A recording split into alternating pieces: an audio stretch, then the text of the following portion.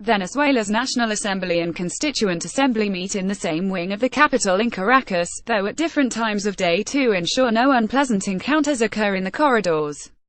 Meredith Coute for The New York Times. Caracas, Venezuela. The national legislature has not passed a law all year, and its members, those still willing to go through the motions of representative democracy, have on occasion struggled to come up with enough lawmakers to conduct any business.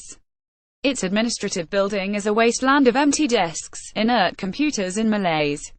Hallways are cast in an ever-deepening dusk as light bulbs burn out and are not replaced for lack of money. The Legislative Information Office, which prints documents for committees and outside groups, has no paper. Not that it matters much, the copy machines ran out of toner last summer. These are grim days for the National Assembly of Venezuela. The legislature, which has been led by the opposition since last year, was muted over the summer when President Nicolas Maduro engineered the creation of a new lawmaking body composed entirely of his supporters, a move widely criticized in Venezuela and abroad as unconstitutional.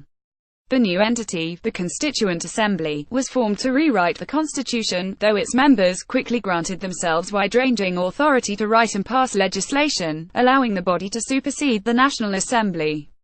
The move produced the bizarre scenario of a nation with dueling legislatures, one with absolute power, the other with none.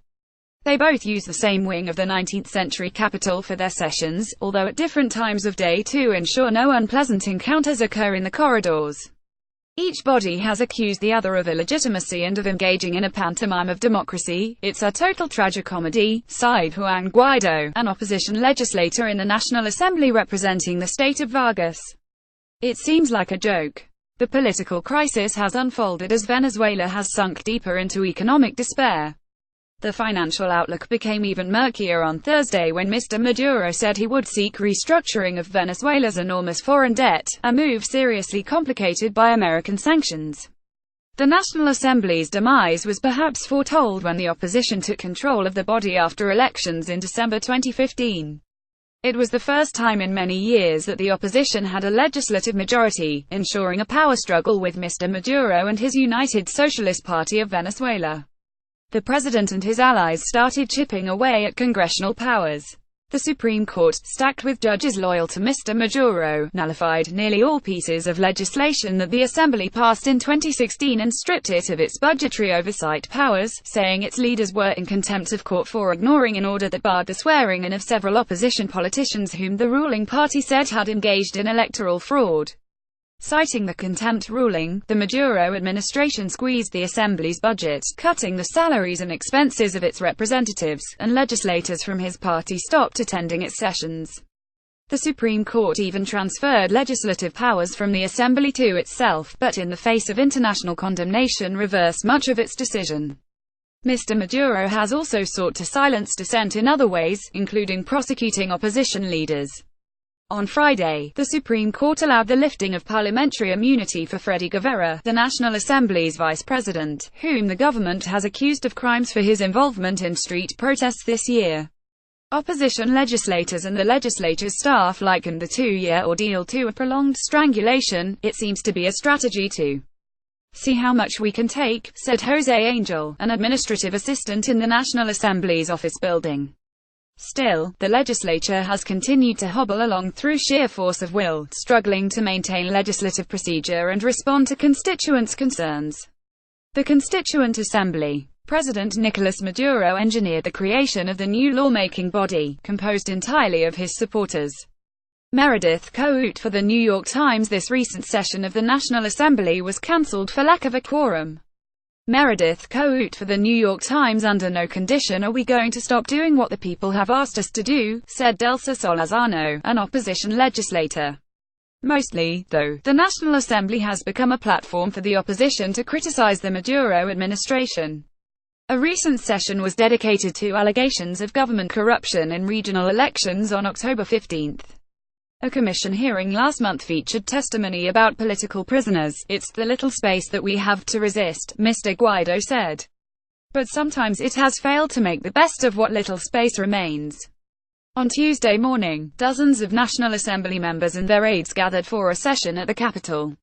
After a 2-hour delay, it was cancelled because not enough lawmakers showed up.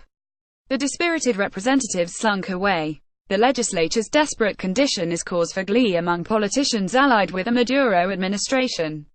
The National Assembly in this moment doesn't exist, crowed Jesus Faria, a member of the Constituent Assembly and a former foreign trade minister under Mr. Maduro. They are there. There's the stage set. They pass some sorts of policies that aren't pertinent. Nobody pays attention, he added, laughing derisively. We're not even going to ignore them. If these are the bleakest of times for the National Assembly and the fractured opposition, they could not get much brighter for the Constituent Assembly and the United Socialist Party. Buoyed by a lopsided victory in regional elections in favor of the Maduro camp, the Constituent Assembly voted last week to move up the date of municipal elections, in part to take advantage of the opposition's disarray. The Constituent Assembly has also been passing resolutions with alacrity, and discussing an array of bills, representatives said. A meeting of the Constituent Assembly. It was formed to rewrite the Constitution, but its members quickly granted themselves wide-ranging authority to write and pass legislation. Meredith Coate for the New York Times. Critics, however, contend that the 545-member body, a big tent Congress intended to represent all sectors of society, is an artifice, and that its decisions are essentially controlled by Mr. Maduro and the Assembly's top officials. Constituent Assembly members say that while all the votes in the full sessions have been unanimous, genuine debates have unfolded in the committees, which are not open to the public.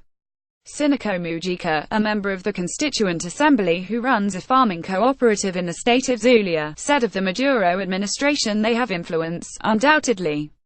But they don't decide, they propose. On Tuesday afternoon, after the National Assembly representatives had forlornly left the capital, members of the Constituent Assembly arrived for their own meeting, first gathering amid the palm trees and colonnades of the building's plaza for a homage to a popular singer. The constituents enjoyed a buffet of hors d'oeuvres and assorted beverages. Dance music blasted from speakers. Celebration was in the air. A staff member in the National Assembly's crumbling administrative building.